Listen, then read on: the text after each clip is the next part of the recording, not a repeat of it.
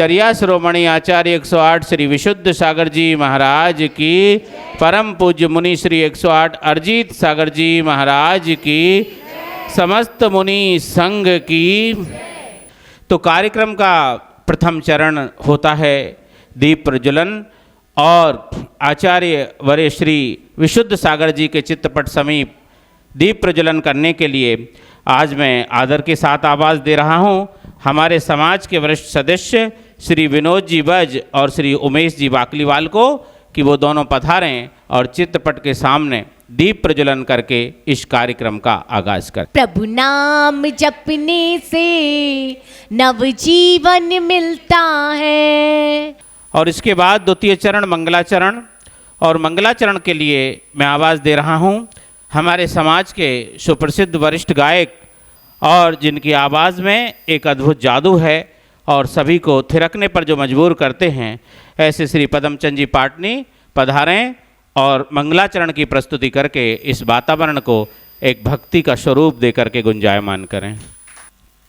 तेरी कृपा हमें मिल जाए तो हम जग तर जाएंगे, तेरी कृपा हमें मिल जाए तो हम जग तर जाएंगे।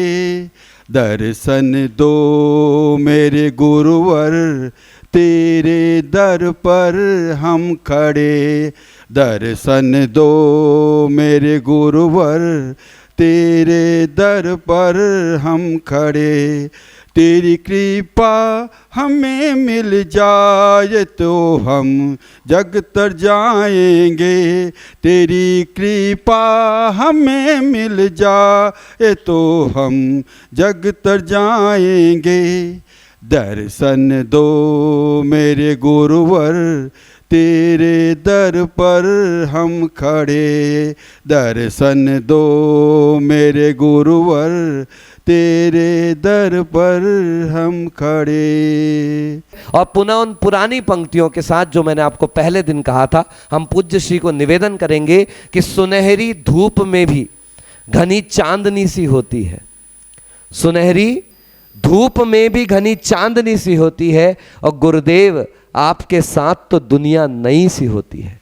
और आपके गले में ईश्वर की अजीब बरकत है, आपके गले में ईश्वर की अजीब बरकत है। आप जब बोलते हैं तो एक रोशनी सी होती है, आप बोलते हैं तो एक रोशनी सी होती है। आइएगा उसी रोशनी को चेतना के उस प्रकाश के रूप में हमारे अंतर में जागृत करें, अपने कर कमलों को जोड़ें और गुरुदेव के चरणों में मस्तक झुकाते हुए हे भगवान नमोस्तु नमोस्तु नमोस्तु। ओम नमः सिद्धेभ्यः।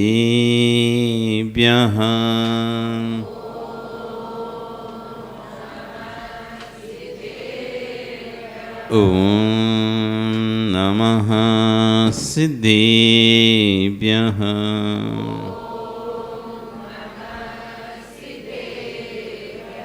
ओम नमः सिद्धेभ्यः।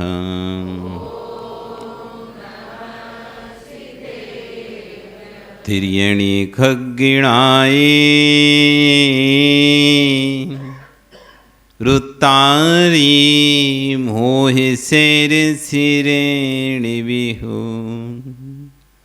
आयरी राओ पसियो परवादिन्यो भव्य जीलोए। नमो अरिहंताणं नमो सिद्धाणं नमो आयरियाणं नमो वज्रायाणं नमो लोये सव्यसाहुणं। बोले अनंत अनंत से परमेष्ठी भगवानी की, आदि ब्रह्म आदिनाथ भगवानी की, वर्तमान शासनिक महावीर भगवानी की, आचार्य कुलभद्र स्वामी महाराज की, गणाचार्य आचार्य विराग सागर जी महाराज जी की, आचार्य गुरु श्री अक्षर विशुद्ध सागर जी महाराज जी की, अहिंसा में विश्व धर्म की। भवबंधु, वर्तमान शासनिक वर्धमान स्वामी के शासन में तीर्थंकर प्रभु की चरण निश्रा में बैठकर हम सभी यहाँ जिन देशना का श्रवण कर रहे हैं, आचार्य भुवन कुलभद्र स्वामी महाराज ग्रंथराज सार समुच्चय जी में जीव की हित की कामना से नाना प्रकार से वस्तु स्वाप की व्याख्या कर रहे हैं। कल यहाँ पर आचार्य भुवन ज्ञानी पुरुष का कथन कर रहे थे कि क्या सोच है ज्ञानी पुरुष की। हर व्यक्ति की सोच उसकी प्रकृति के अनुसार होती है। जो सकारात्मक व्यक्ति होता है वो सकारात्मक सोच को रखता है, जो नकारात्मक व्यक्ति होता है वो नकारात्मक सोच को। एक कार्य किसी को अच्छा लगता है तो किसी को बुरा लगता है। ऐसा नहीं है कि सभी हर कार्य की प्रशंसा करें। आप नहीं हैं तो प्रैक्टिकल भी देख सकते हैं। 2 दिन हमारा कार्यक्रम अपना अभी हुआ। इस कार्यक्रम में यदि आप रिव्यू जाएंगे लेने तो कई लोग आपकी इसकी प्रशंसा करेंगे और कई कहेंगे अरे ये चीज़ कमी थी, ये नहीं हुआ, ये अच्छा नहीं हुआ, ये मज़ा नहीं आया, और ऐसा होना चाहिए था। मतलब नेगेटिव बातें बताने वाले मिल जाए। कई लोग कहेंगे नहीं नहीं बहुत अच्छा हुआ, ऐसा हमने कहीं देखा नहीं है और बहुत बढ़िया कार्यक्रम हुआ है। और कोई कहेगा अरे ये कमी रह गई। इसकी जो सोच है उसकी प्रकृति है। व्यक्ति की प्रकृति जब नकारात्मकता को देखने की होती है, जब व्यक्ति की प्रकृति नकारात्मकता को देखने की होती है तो उसे सकारात्मकता में भी नकारात्मकता दिखती है, अच्छे में भी बुरा दिखता है। और जिसकी अच्छी देखने की प्रवृत्ति होती है उसे बुरे में भी अच्छा दिखाई देता है। अच्छे में तो अच्छा दिखाई देता ही है, बुरे में भी अच्छा दिखाई देता है। एक ज्ञानी अज्ञानी की पहचान है। आचार्य कल यहां कह रहे थे कसाय तुम्हारा शत्रु है। जो जीव कसाय को शत्रु स्वीकारता है वह आत्मरक्षा को प्राप्त होता है, और जो शत्रु नहीं स्वीकारता उसको मित्र बना लेता है, वह मित्र ऐसा है कि सारे लोग की परिक्रमा लगवा देगा, यानी 3 लोग में भ्रमण करवा देता है, चतुर्गतियों में परेशान करता है। शत्रु तो बनता तो शत्रु ही, शत्रु बनना तो शत्रुता है ही। आचार्य कह रहे मित्र बनाना भी शत्रुता है। अब यहाँ पर अब आचार्य की व्याख्याएं प्रारंभ हो रही। जो हम समझकर बैठे हैं वो भिन्न है, जो समझकर हम बैठे हैं वो वस्तु भिन्न है, और जो वास्तव में वस्तु है वो बिल्कुल भिन्न है। हमने अधिकतर जो जाना है सुना सुना जाना है। हमने जो जाना है सुना सुना जाना है। हमको शत्रु शत्रु लगता है, लेकिन शत्रु से ज्यादा बड़ा शत्रु है मित्र। शत्रु से बड़ा शत्रु है मित्र। शत्रु दुख कम देता है, मित्र दुख ज्यादा देता है। उल्टा तो नहीं लग रहा? शत्रु दुख कम देता है, मित्र दुख ज्यादा देता है। उल्टा तो नहीं लग रहा? ओ भानु, क्या सही है कि गलत बोल रहे हैं? तुम सही बोल रहे हो तो खड़ा कर देंगे अभी। हाँ ध्यान रखना, उत्तर देना पड़ेगा। सही बोला तो क्यों सही बोला? अब तुम्हें ऐसा बोला महाराज बोल रहे तो इसलिए सही बोल दो, क्योंकि गड़बड़ हो जाएगा, उल्टा बोल लें तो गलत हो जाएगा। तो कहानी है वही। अभी देखो गलती उत्तर दिया तो जेल में बंद। हाँ तो भाई भानु गलत ही लग रहा है ना? हाँ अब ये सही कहा था। ओ मोहित, क्या नाम? हिमांशु। सही है गलत है? शत्रु ज्यादा दुख देता है, मित्र ज्यादा दुख देता है? अरे बिना विश्वासघात करे दुख ज्यादा देता है। नहीं कर रहा विश्वासघात, फिर तो सुख देगा कि फिर भी दुख देगा? फिर तो सुख देगा। अभी तक यही व्याख्या हम सुनते हैं कि मित्र से सुख मिलता है, शत्रु से दुख मिलता है। कभी मांस, अच्छा गाड़ी है तुम्हारे पास? कौन सी है? कौन सी गाड़ी? कौन सी चाहिए? हमें कोई सी नहीं चाहिए। हमें कोई सी नहीं चाहिए, तुम्हारे पास कौन सी है? दोनों। अच्छा बताओ, तुम्हारा शत्रु चाबी मांगने आता है गाड़ी की, मित्र मांगने आता है? तो जब वो मांगता है तो बहुत अच्छा लगता होगा, है क्या? तब नहीं लगता कि यार डीजल तेल भरेगा, तेल जलेगा, तेल अभी पेट्रोल डलाना है, अभी तो डलवा के लाया था, वो कह रहे मैं 2 घंटे बाद आऊँगा। अब 2 घंटे कोई व्यक्ति आपसे घर से चाबी लेके जाता है, गाड़ी की, बाइक की चाबी ले जाता है, और 2 घंटे कह के जाए और 3 घंटे लगा दे। फ़ोन करते नहीं करते से? करते हो क्यों? भाई इतनी देर कहाँ हो गई तुमको, हमारी गाड़ी कहाँ है? और वो कह दे गाड़ी तो पता नहीं कहाँ है, वो तो मैं घर के गया था, फिर नीचे उतर के आया, देखा दिखी नहीं। तो जो भी सामग्री आपसे मांगने आता है, शत्रु मांगने आता है कि मित्र मांगने आता है? आपके घर में सामग्रियां हैं, आपके घर में वस्तुएं हैं, उसको मांगने कौन आता है? और आपको नहीं देना है, आपको नहीं देना है। हर चीज़ तो आप अपने मित्रों को नहीं दोगे ना, कुछ तो अपने लिए रखोगे बचा के कि भाई हम भी तो उपयोग करें, हमने इतनी मेहनत से खरीदा है, पैसे हमने लगाए हैं, 50 लाख रुपए की गाड़ी खरीदी है, वो चाबी मांगने अगले दिन नहीं, लब मुझे दे मैं घूम के आता हूँ। हम तो घूमे नहीं, हमको आता नहीं तुमको चलाना, तुम तो ड्राइवर के लिए बैठे थे, वो गाड़ी लेके चला गया। कितना अच्छा लगेगा तुमको, है? अच्छा लगेगा? हमने मेहनत से खरीदी है और दूसरा उसको उपयोग कर रहा है, दुख कौन दे रहा है तुम्हें? हर दिन आपकी दुकान पे आके बैठ जाता है, मित्र है ना आपका, हर दिन आपकी दुकान पे बैठ जाता है, चाय ऑर्डर करो, कॉफी लाओ, रोज के एक खर्चे एक्स्ट्रा, गद्दी बना रखी है तुमने, आ जाते दमक जाते हैं। तुम सोच रहे भी परमेश्वर रोज क्यों आता है, एक दिन आ जाए ठीक है चलेगा, रोज रोज आके बैठ जाता है, कुछ कर नहीं पाते। आपको किसी से प्राइवेट बात करनी है, नहीं कर पाते, आके दमक जाता है। ले किसी से कुछ बोलना है, बताना है, आप नहीं बता पाते, वो आके दमक जाता है। तो आपको प्रशंसा होती है उसके आने पर कि उमेश, दुख होता है, क्या होता है? ओ उमेश, उमेश कौन है? तुम ही हो ना। खुशी होती है क्या? कभी ऐसा लगता है कि मुझे अकेले में बैठना है, अपनी व्यापार करना है, कस्टमर को डील करना है, पर्सनल बात करना है, सारी बात तो मित्र के सामने आप नहीं कर सकते ना। वो आकर बैठा हुआ है, आपको कैसा लगता है? कब ये जाए, कब ये जाए और हम इससे अपनी बात करें। कोई नया सौदा करना है, कोई नई प्रॉपर्टी खरीदना है, नया इन्वेस्टमेंट करना है, आपको थोड़ी ना उसको सब बताना है कि मेरे पास कितना पैसा है और कितना क्या है, लेकिन वो बैठा हुआ है। अब तुम बलबला रहे हो कब जाएगा, कब जाए, दुखी हो रहे। जितने भी कष्ट आपको पीड़ा दे रहे हैं, आप एनालाइज करो, शत्रु से आप कितना मिलते हो और शत्रु आपको कितना दिख देता है,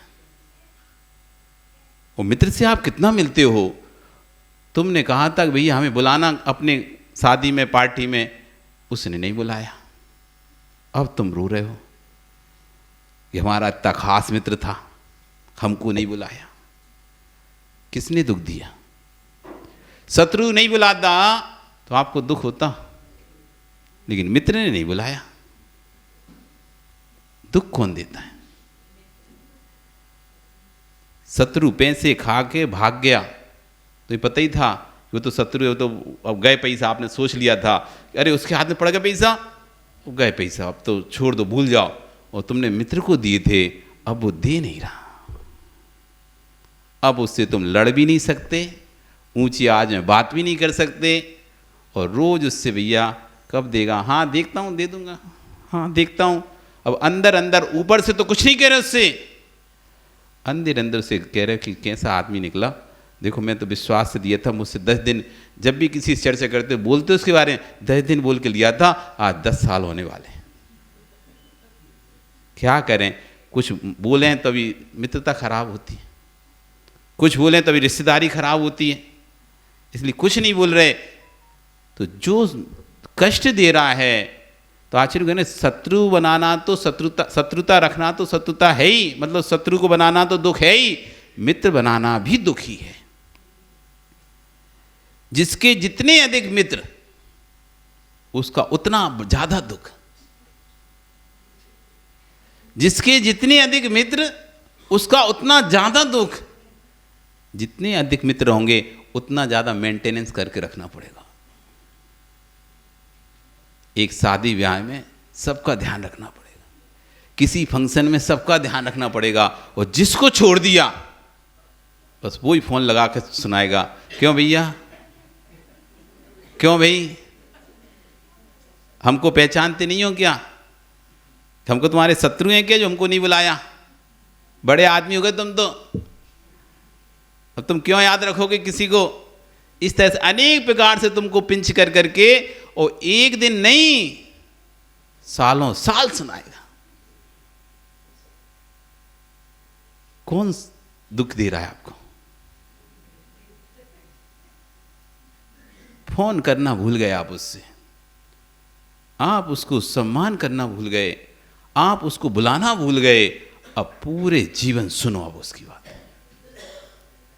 जब जब मिलेगा, जब जब सामने टकराएगा, आपको वो बात याद दिलाएगा, देख तूने उस दिन भी मेरे साथ ऐसा किया था, तुमने भले 4 बार भी माफी मांग ली होगी उससे, लेकिन जब भी बात चलेगी वो आपको बार बार पिंच करेगा।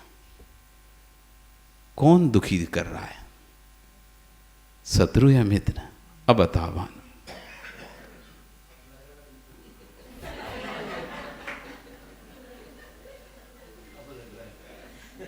हर चीज जो तुम देना नहीं चाहते लेकिन वो मांग रहा है, आप दुखी होते हो, बुरे मन से देते हो। नहीं भी देना तो अब क्या करें, देना पड़ेगा, नहीं भी देना तो देना पड़ेगा। ज़्यादा मित्रता हो गई, होटल पार्टी में भी पैसा तुम्हें खर्चा करना पड़ रहा है, घूमने जाने इसमें भी खर्चा करना पड़ रहा है।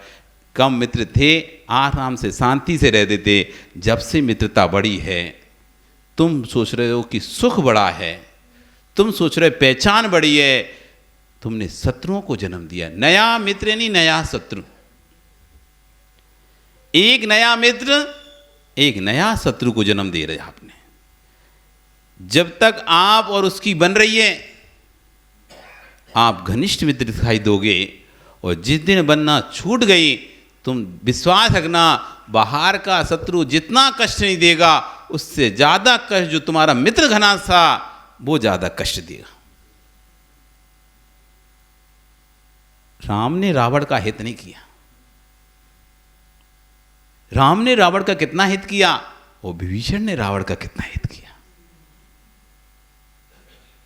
आज विभीषण भले वो सत्य के साथ रहा, राम के साथ हो गया विभीषण, लेकिन एक कलंक आज तक, विभीषण भले मोक्ष चले गए, घर का वेदी लंका ढाए, घर का वेदी लंका ढाए, ये कलंक आज तक विभीषण के माथे से नहीं निकल पाया। जब भी कोई उदाहरण देता है घर के भेदी ने कैसे घर को नष्ट किया, उसमें उदाहरण किसका आता है?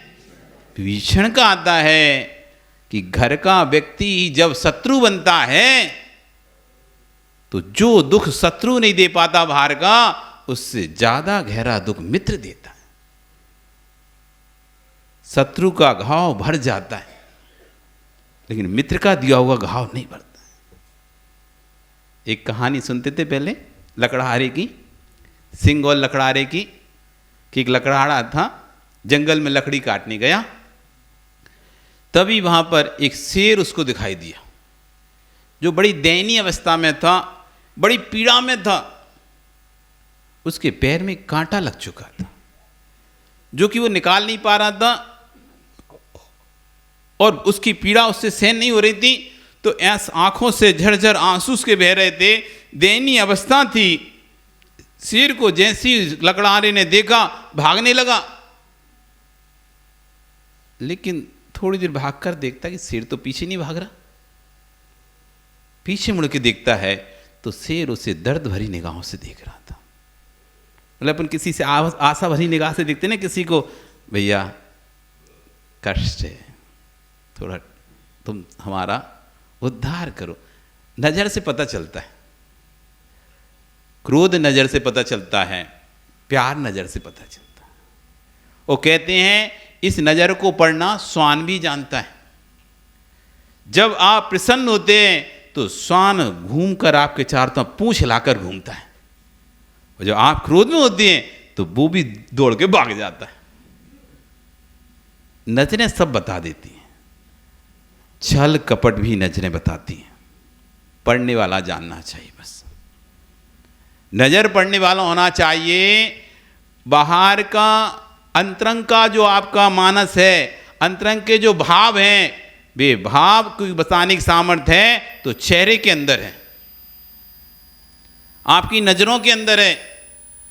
अंदर में दया है, नजरें अलग होंगी। अंदर में दर्द है, पीड़ा है, आप चेहरे से कितना भी हंस लो, मुस्कुरा लो आप कितना भी, लेकिन आंखें आपकी बता देंगी ये अंदर से पीड़ा क्या है, अपनी पीड़ा छुपा रहा है इसलिए हंस रहा है। जो जितना अधिक हंसे तो उतनी अधिक पीड़ा को छुपा रहा है वो। उसकी नजरें ये बता रही हैं इसके अंदर पीड़ा अति आवेग से भरी हुई है। नजरें पीड़ा बताती हैं, नजरें दर्द बताती हैं।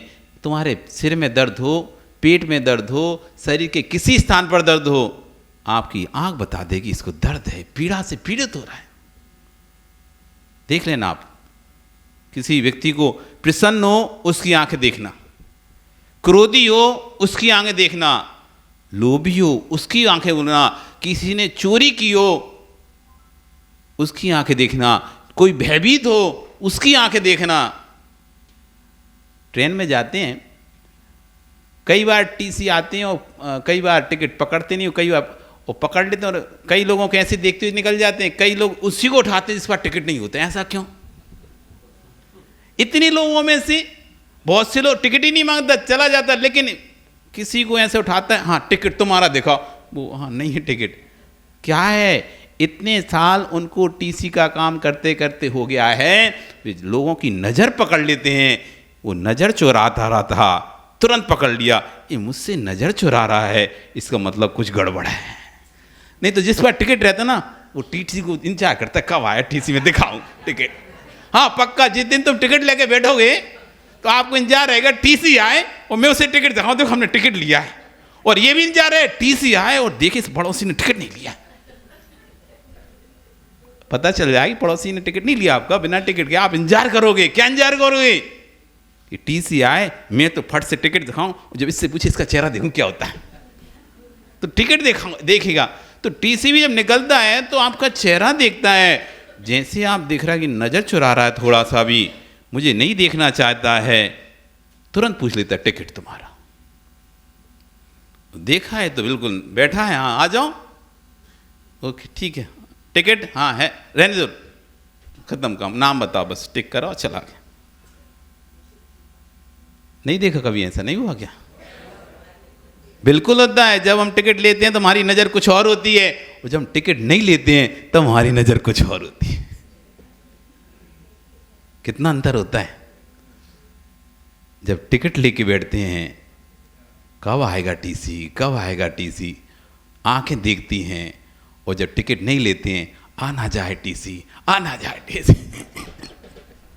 दोनों में नज़र उसी को खोज रही है।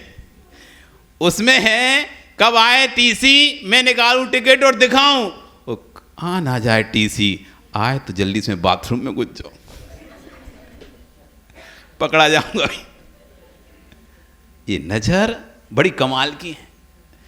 जो बातें शब्दों से नहीं कही जा सकती, शब्दों में की तो सीमा है।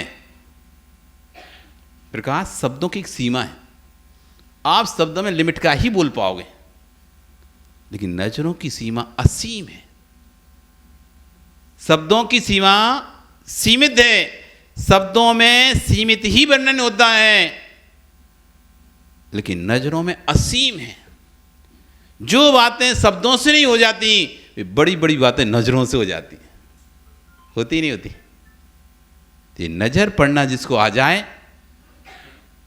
उस सिंह ऐसी करुणा भरी दृष्टि से देख रहा है।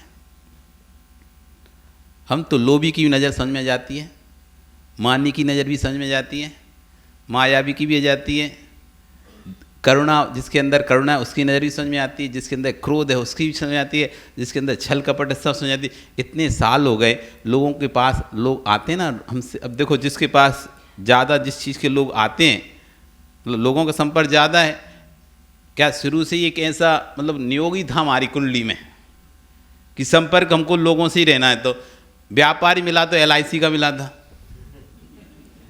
यदि घर में रहते तो LIC व्यापार करते पक्का ही, क्यों एक बार जब सेट हो गया तो फिर क्यों छोड़ दें।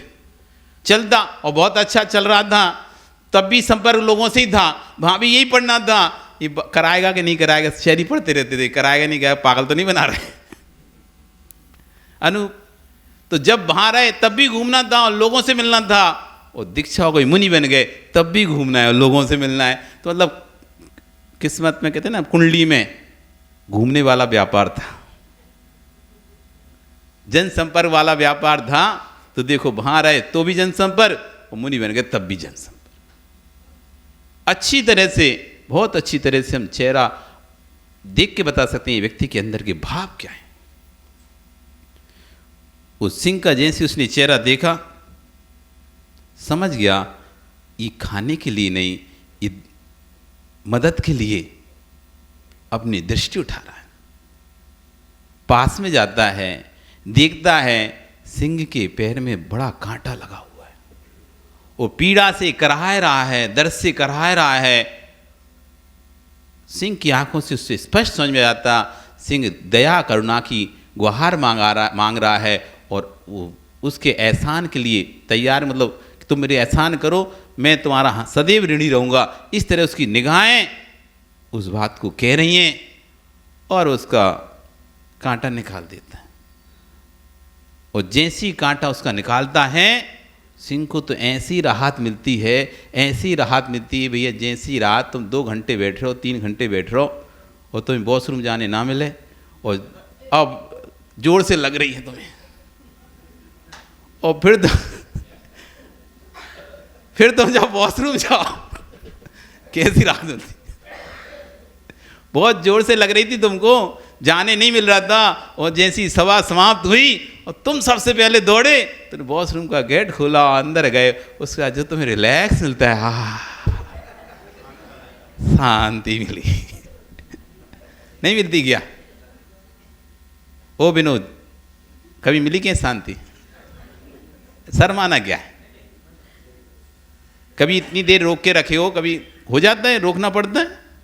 कभी सभा में बैठे हो, बीच समय उठ नहीं सकते, बीच में जा नहीं सकते, लेकिन लग रही है जोर से, और जैसी सभा खत्म होती सबसे पहले दौड़ के जाते हैं, और फिर एक रिलैक्स की गहरी सांस,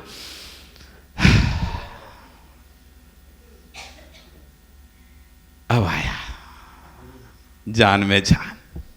ऐसी सिर को गहरी रिलैक्स, जितनी देर से दर्द से पीड़ा से जो परेशान था, रिलैक्स।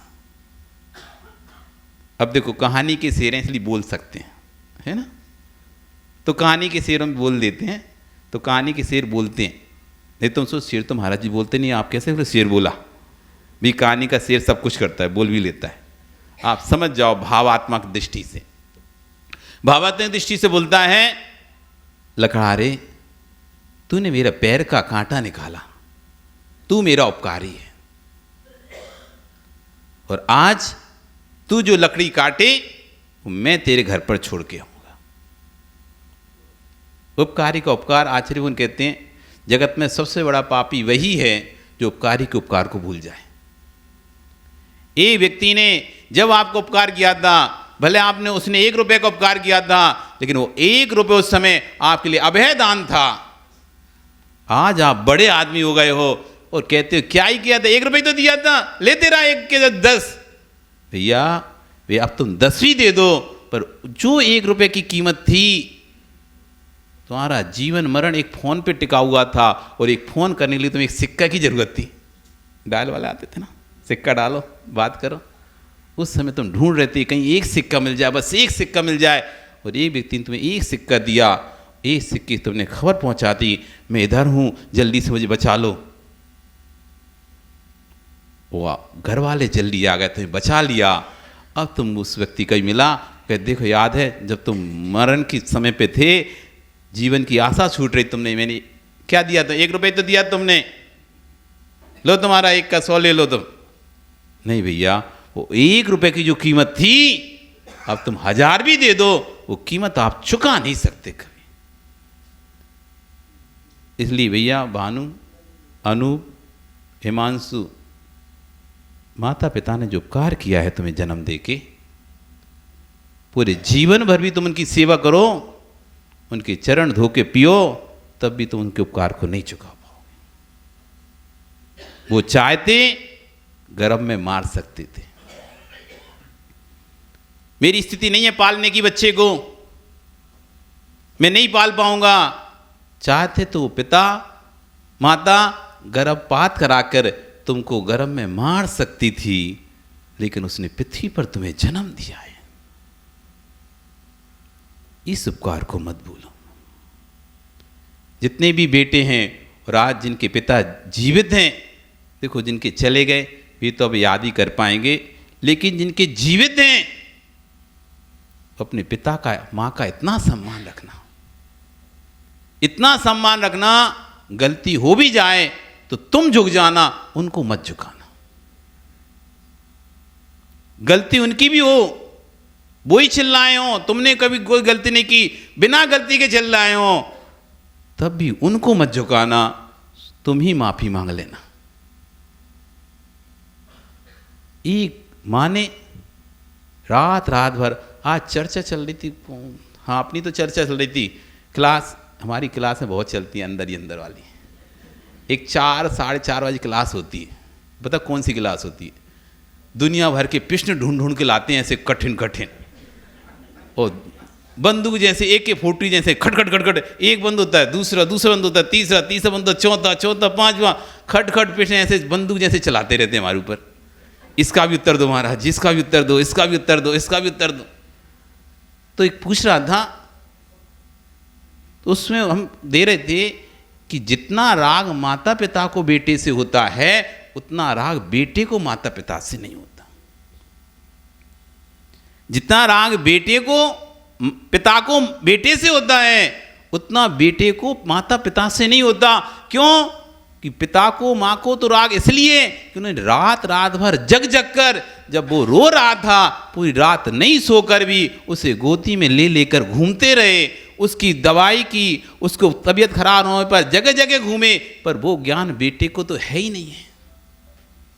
24 घंटे उस बेटे को कांधे पे लगे लगे घूमते रहे हैं, तो राग सबसे ज्यादा किसको हो रहा है? और बेटा तो क्या हुआ, शुरू में रहा तो स्कूल में पता नहीं चला, फिर बड़ा थोड़ा सा हुआ तो बाहर भेज दिया पढ़ाई के लिए। तुम्हारे पास रहा कहाँ है? जो तुमसे राग हो उसको, थोड़ा बहुत बड़ा होता है तो कोई लड़की उसको मिल जाती है, उससे उसको राग हो जाता है, उससे बातें, उससे चीजें करना है, बात करना है, दिन रात उसी से बात करना है। तुमसे राग है कहाँ उसे? तुम भले राग लखे रहो उससे, मेरा बेटा मेरा बेटा मेरा बेटा, पर बेटा तो मान ही नहीं रहा तुम्हें, वो तो तुम्हें शत्रुवत समझ रहा है। कारण यही है कि उसको पता ही नहीं है कि मेरे पिता ने, मेरी माँ ने क्या मेरे लिए किया है। आचार्यों ने सबसे ऊपर रखा है, आचार्यों ने भगवान से भी ऊपर दर्जा दिया है। भगवान तो बाद में व्यक्ति बनता है, पहले जन्म तो ले इस धरा पर। क्यों भगवान के माता पिता पूज्य हैं? भगवान तो पूज्य हैं ही भी, उन्होंने तो किया ही है, लेकिन भगवान के पिता की भी पूजा कर रहा है सौधर्मेंद्र, भगवान की मां की भी पूजा कर रहा है सौधर्मेंद्र। क्यों है माता पिता पूज्य? उस धरती पर लाने वाला कोई है, उसका नाम है मां। जन्म देने वाला कोई है, धरती पर लाने वाला कोई है, ये मां बाप है। इसलिए उपकारी के उपकार को कभी नहीं भूलना, मरते दम तक नहीं भूलना। वो जितना हो सके उनकी सेवा करना। तो विश्वास रखो, बड़ों का आशीर्वाद लेते रहोगे, कष्टों से बचते रहोगे। जो बड़ों का आशीर्वाद लेता है, बड़ों की दुआएं लेता है, गुरुओं का आशीष लेता है, गुरुओं की दुआएं लेता है, उससे कष्ट सैकड़ों किलोमीटर दूर होते हैं। जो बड़ों का अपमान कर रहा है, उनकी बेइज्जती करता है, गुरुओं का अपमान करता है, ऐसा जीव कष्टों से सदैव घिरा रहता है। आचार्य का उपकारी के उपकार भूलने वाला महापापी है। इसलिए कभी अपने माता पिता से ये नहीं बोलना आपने किया क्या, अपने जीवन में किया क्या। अरे अपना ब्रह्म नाश करके तुझे जन्म दिया, इससे ज्यादा और क्या कर सकता था। सब कुछ वापस ला सकते हो पदम जी, लेकिन बाल ब्रह्मचारी नहीं कहलवा सकते तुम। सब कुछ वापस ला सकते हो खोया हुआ, लेकिन एक शब्द खोया हुआ तुम वापस नहीं ला पाओगे। अब कभी अपने जीवन में बाल ब्रह्मचारी नहीं कहला पाओगे। मुनि बन जाओगे तब भी बाल ब्रह्मचारी मुनि नहीं कहलाओगे। उस बेटे से बोल देना, कभी बेटा बोले कि क्या किया मेरे लिए, बेटा जो भगवान बनने वाली पर्याय थी उसको नाश करके मैंने नारकी पर्याय को जन्म दिया, और बता क्या करूं इससे ज्यादा। यदि राग ना किया होता तेरे से तो आज मैं कहीं और होता। तेरे राग में दिन रात एक की मेहनत किया, व्यापार किया, शरीर का ध्यान नहीं दिया, धर्म का ध्यान नहीं दिया, बस धन कमाने धन कमाने धन कमाने लग रहा। बस यही सोचकर बेटे का भविष्य उज्जवल हो। क्यों कमा रहे धन, क्यों कमा रहे धन? कोई मानसूख पप्पा क्यों कमा रहे धन? बेटे की अच्छी शादी करना है, बेटे का अच्छा मकान बनाना है, सेटल करना है, यही तो कमा रहे ना। तुमने अपना तो कर लिया, तुम नहीं भी चाहते वो जाने उसका काम, लेकिन फिर भी एक चिंता लगी है, बेटे का घर बसना चाहिए, अच्छे से मकान होना चाहिए। इसलिए आप दिन रात एक कर रहे हो। ना धर्म देख रहे, ना शरीर देख रहे, ना धर्म देख रहे, ना शरीर देख रहे। फिर दया आती उन लोगों पर जिस बेटे के लिए दिन रात एक करा, वही बेटा जब उनको घर से बाहर निकाल देता है, वही बेटा छोड़कर आराम से विदेश में रहता है, आलीशान बंगले में, और पिता पुरानी झुपड़िया में। कितने ऐसे पिता हैं कहते हैं मेरा बेटा बाहर है, बंबई है, दिल्ली है, कलकत्ता है, देश है, विदेश है, पर आप नहीं। अब उस तरह कहना 2 BHK ही है बेचारा, वो ही रहेगा, उसके बच्चे ही रह पाएंगे, हम कहाँ रह पाएंगे, इसलिए हम यहाँ हैं। स्थान नहीं है। एक रूम में खुद रहता है, एक रूम में बच्चे रहते हैं, और एक रूम में कोई गेस्ट वेस्ट आता है तो उसके लिए छोड़ के रखा है। हमको रहने का स्थान नहीं, इसलिए हम यहाँ रहते हैं। तब लगता है उस व्यक्ति के पास एक माँ बाप को रखने की सामर्थ्य नहीं है। जहाँ एक माँ बाप 10-10 बच्चे को रख लेते हैं, वहाँ 10-10 बच्चे एक माता पिता को नहीं रख पाते। उपकारी के उपकार को नहीं भूलना। जीवन बहुत बड़ा है, जो हम करते हैं रिटर्न में हमको वही मिलता है। जीवन बहुत बड़ा है, जो हम करते हैं रिटर्न में हमको वही मिलता है। आप यदि दूसरे के साथ इस तरह का व्यवहार करेंगे, विश्वास रखना समय पलटेगा, समय बदलेगा, आपका बेटा फिर आपके साथ में ऐसा करेगा। वो सिंह देख रहा है कि इसने मेरा उपकार किया, मेरी पीठ पे गट्ठा रखो तुम। वो गट्ठा बनाता है, पीठ पर रख। सिंह कहता और बना लो थोड़ा सा, अब मनुष्य तो अपनी सामर्थ्य के अनुसार से गट्ठा, अब सिंह की सामर्थ्य, सिंह की और सिंह की सामर्थ्य से गट्ठा तैयार करता है वो, और बड़ा अभी तो एक ले जाता, अब दूना कर लिया उसने। अब शेर जो ले जा रहा है तो ठीक है, अपने को क्या जा रहा है, अपनों को सिर पे ले जाना होता तो कम, और दूसरे को ले जाना तो ज़्यादा रख दो। तो ले गया, शेर छोड़ के आ गया, उसको अच्छा लगा। अगले दिन फिर जब वो गट्ठा लेके आया तो शेर ने स्वताई सामान से कह दिया ठीक है आज भी मैं ले छोड़ दूंगा। तो दूसरे दिन उसने फिर से गट्ठा बनाया, फिर से छोड़ दिया। अब तो 30 दिन तो इंतजार करता है शेर कहाँ देखे, एक गट्ठा बड़ा सा बना के तैयार कर लिया है, उसकी पीठ रहूंगा, शेर देखा ये गट्ठा घर तक छोड़ना है। अब वो डेली का रूटीन हो गया। होता है भैया, कभी किसी को आप लिफ्ट दे दिए एक दिन के लिए, तो एक दिन लिफ्ट दे दिया, दूसरे दिन फिर ले, अब 3 दिन से उसको हक लग गया कि ये मेरी व्यक्ति आ, इसी से बैठूंगा इसी पे। अब उसने हक बना लिया तुम्हारा, अब दे मुझे लिफ्ट, लेके चल मुझे। तो ऐसे करके अब रोज रोज का कार्य हो गया। एक दिन वो जब जंगल में आया, लकड़हारा उदास था। शेर पूछता है क्या बात है, बेटी की शादी करनी है लेकिन मेरे पास पैसा नहीं। सिंह कहता है कोई बात नहीं, मेरे पास चलो। अपनी गुफा में लेके जाता है, वहाँ बहुत सारे सोने के जवाहरात पड़े हुए थे, लोगों को खाया हुआ था तो पड़ा हुआ था, ये ले जाओ सारे जवाहरात, तो अपनी बेटी की शादी करो अच्छे से।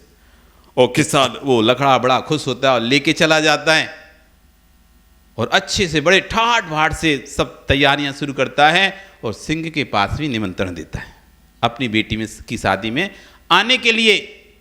सिंह भी कहता है ठीक है बिल्कुल आऊँगा, जरूर आऊँगा, क्यों नहीं आऊँगा, तू तो मेरा उपकारी है। और कितना घनिष्ठ हो गया, मित्र हो गए, तो अब रोज आना जाना लगा ही रहता है। ठीक है आऊँगा, जरूर आऊँगा। तैयारी हो गई, शादी प्रारंभ होने वाली थी, सभी मेहमान एकत्रित हो गए, तभी सिंह की एंट्री धमाकेदार। पर क्या करें, आपका समय हो गया, कल फिर आओगे। अब एपिसोड कल ही चालू करेंगे, पार्ट 2, सिंह पार्ट 2। कल क्या होता है अब आपको देखना है शेर पार्टी में, शेर शादी में। अब देखते हैं क्या होगा। बोली भगवान महावीर स्वामी की।